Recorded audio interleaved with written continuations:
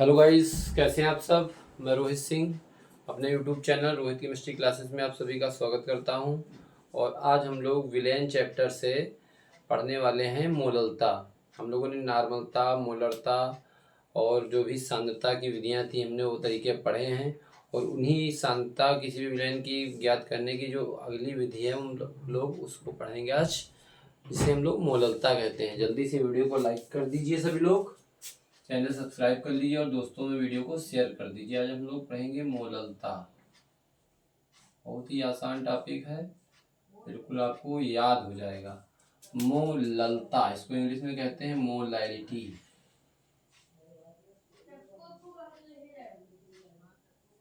मोललता और इसको कहते हैं मोलैलिटी, ठीक है। और देखिए, किसी भी विलेन की जो हमने पिछली बार मोलरता पढ़ी थी उसमें यह था कि प्रति लीटर आयतन में या किसी विलेन के 1 लीटर आयतन में उपस्थित विलेय की जो मोलों की संख्या थी उसको हम लोग कहते थे मोलरता। लेकिन यहाँ पर क्या है, यहाँ पर विलेन का आयतन की बात नहीं करेंगे। यहाँ पर विलेन का जो भार रहेगा, द्रव्यमान रहेगा, वो 1 किलोग्राम। किसी विलेन के किसी विलायक के किसी विलायक के 1 किलोग्राम में उपस्थित विलेय के मोलों की संख्या को उसकी मोललता कहते हैं, ठीक है। तो यहाँ पे नोट करेंगे, किसी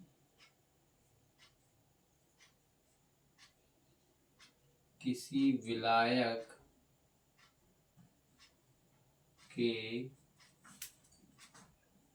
1 किलोग्राम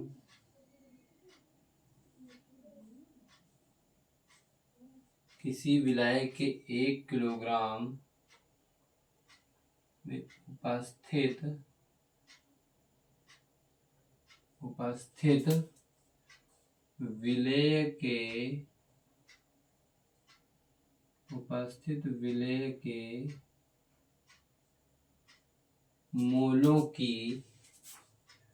उपस्थित विलेय के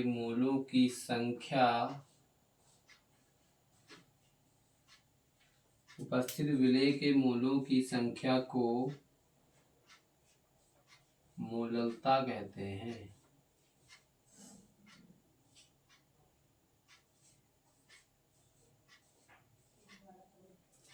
और मोललता को स्मॉल m से प्रदर्शित करते हैं। इसमें लिख लेंगे, इसे स्मॉल m से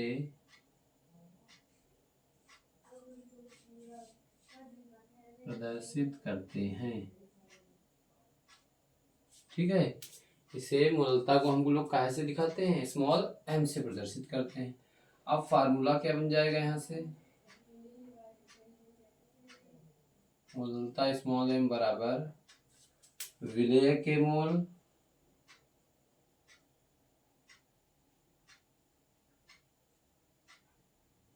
और पान में रहेगा विलायक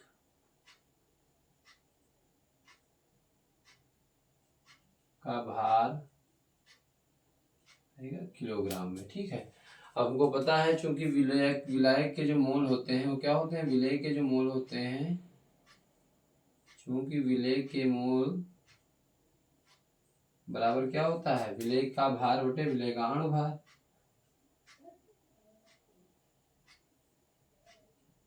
विलेय का भार और अपान में हो जाएगा विलायक का अणुभार।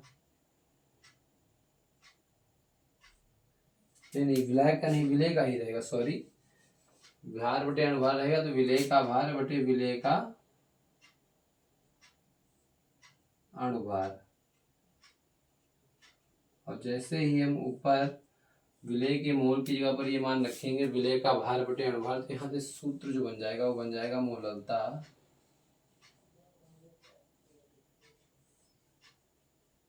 m बराबर विलेय का भार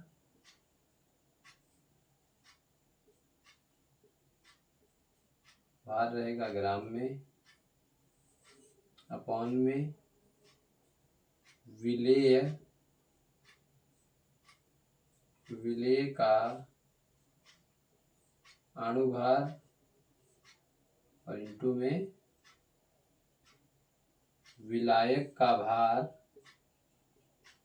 और विलायक का भार रहेगा काहे में, किलोग्राम में। ठीक है, इसको और थोड़ा सा शॉर्ट रूप में अगर लिखना चाहें तो हम ऐसे भी लिख सकते हैं, m बराबर मूलतः बराबर क्या हो जाएगा, WB यानी विलेय का भार काहे में, ग्राम में, अपॉन में विलेय का अणुभार यानी कि MB, और इंटू विलायक का भार है तो WA,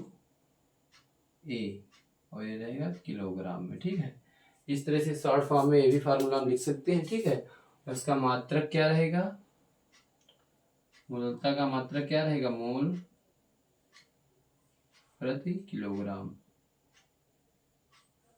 मोल प्रति किलोग्राम में हम लोग मोललता को देखते हैं। तो इस तरह से ही मोललता किसी भी विलयन की जो सांद्रता मोललता के पदों में व्यक्त की जाती है, मोललता के रूप में व्यक्त की जाती है, वो होता क्या है, किसी विलायक के 1 किलोग्राम में उपस्थित विलेय के मोलों की संख्या को मोललता कहते हैं और इसे स्मॉल m से प्रदर्शित करते हैं। तो इस तरह से जब हम मोललता निकालेंगे तो विलेय के मोल और बटे में क्या हो जाएगा, विलायक का भार किलोग्राम में, और विलेय के मोल जो होते हैं विलेय का भार बटे विलेय का अणुभार के बराबर होता है। तो विलेय के मोलों की जगह पर हम रख देंगे विलेय का भार बटे विलेय का अणुभार, गुणे में विलायक का भार किलोग्राम में रहेगा ही, और इसे शॉर्ट रूप फॉर्म में इस तरह से लिख सकते हैं, और मात्रक इसका होता है मोल प्रति किलोग्राम। ठीक है, तो सभी लोग जल्दी से मोललता का जितना हम कॉन्सेप्ट आपको बताएं बस इतना तैयार कर लीजिए, इससे ज़्यादा कॉन्सेप्ट इसमें कुछ है ही नहीं। बस अगर थ्योरी आपकी क्लियर है तो इससे आपका एक भी न्यूमेरिकल गलत नहीं होगा। जल्दी से स्क्रीनशॉट ले लीजिए, फिर हम लोग न्यूमेरिकल देखते हैं। स्क्रीनशॉट लीजिए सभी लोग जल्दी से।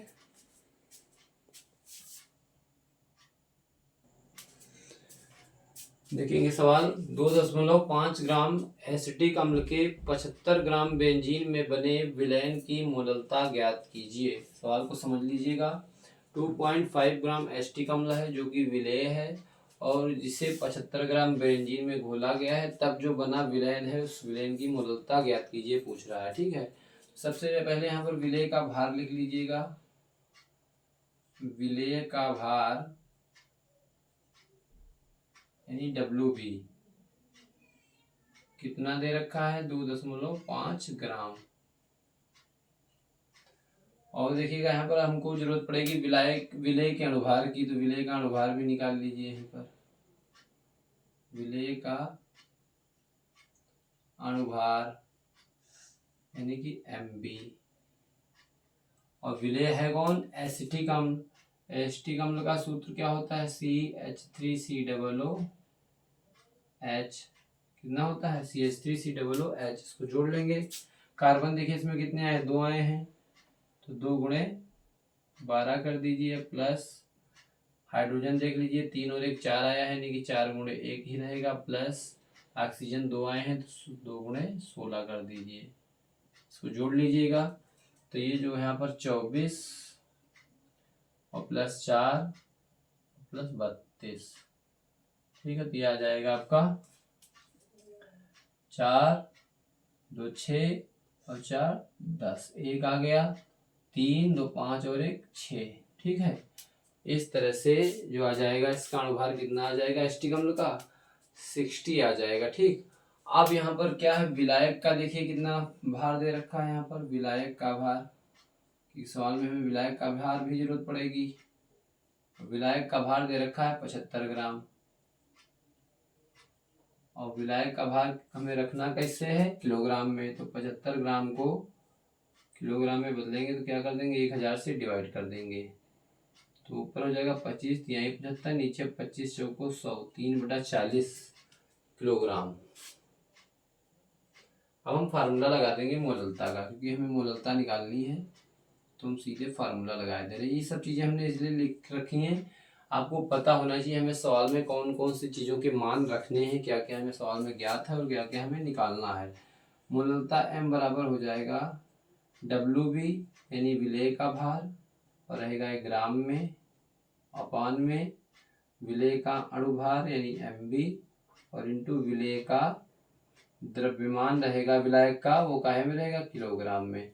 जब ये फार्मूला अप्लाई करेंगे तो WB देखो हमारा कितना दे रखा है, 2.5, अपॉन MB देखो कितना दे रखा है, अणुभार विलेय का 60, इंटू विलायक का द्रव्यमान देखो कितना दे रखा है, 3/40 है, तो 40 चला जाएगा ऊपर। ठीक है, अब यहाँ से अगर हम ये पॉइंट हटाते हैं तो यहाँ पर हम नीचे क्या हो जाएगा 10 बढ़ जाएगा। ठीक, अब इसको देखेंगे, काट लेते हैं हम लोग, 20 दूना 40, 20 यहीं 60, कट गया पूरा। अब ये देखो यहाँ पर ये आ जाएगा 2 पंचे 10 और 5 25।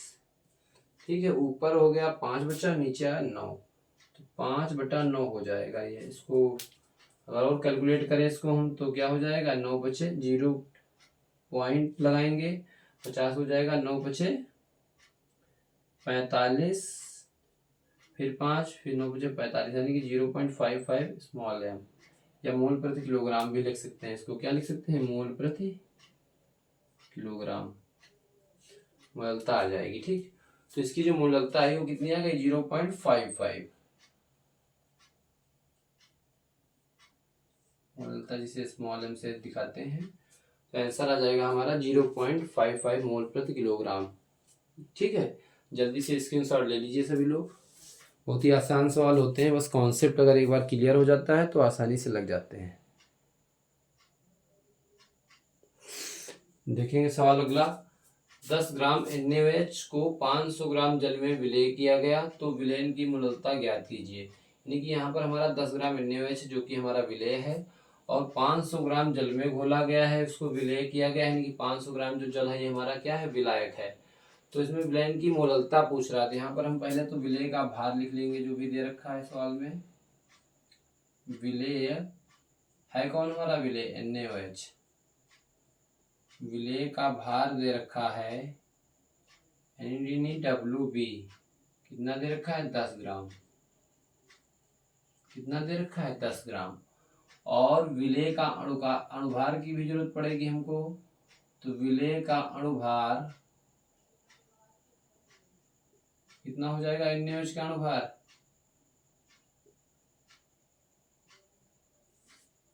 सोडियम का होता है 23, ऑक्सीजन का 16 और हाइड्रोजन का एक ऐड करेंगे इसको तो हो जाएगा 40 आ जाएगा इसका NaOH का अणुभार। और यहाँ पर विलायक का जो भार दे रखा है, यानी जल का विलायक का भार वो कितना दे रखा है, WA 500 ग्राम, कितना दे रखा है, 500 ग्राम। इसको क्या करेंगे, किलोग्राम में कन्वर्ट कर लेंगे, तो 500/1000, तो आ जाएगा 1/2, कितना आ जाएगा, 1/2 किलोग्राम। ठीक है, अब हम फार्मूला लगा देंगे यहाँ पर, क्योंकि हमको निकालनी है मोललता। तो मोललता बराबर हो जाएगा विलय का भार यानी WB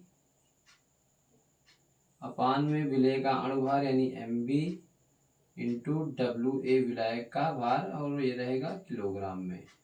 अप्लाई करेंगे फार्मूला तो M बराबर आ जाएगा, WB देखो कितना दे रखा है सवाल में, हमें 10 दे रखा है, अपान में MB अणुभार अभी NaOH का निकाले 40, गुणे विलायक का भार किलोग्राम में कितना, 1/2, यानी कि 2 चला जाएगा ऊपर।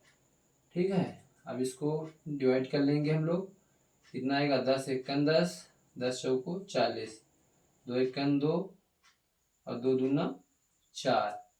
ठीक है, तो ये कितना जाएगा, M बराबर आ गया कितना, 1/2। और जब इसको हम लोग डिवाइड और भाग करेंगे 2 से तो लगाएंगे पॉइंट, ऊपर 10 हो जाएगा, 2 पंचे 10, यानी कि 0.5 मोल प्रति किलोग्राम इसकी मोललता आ जाएगी। यानी कि M बराबर आएगा 0.5 मोल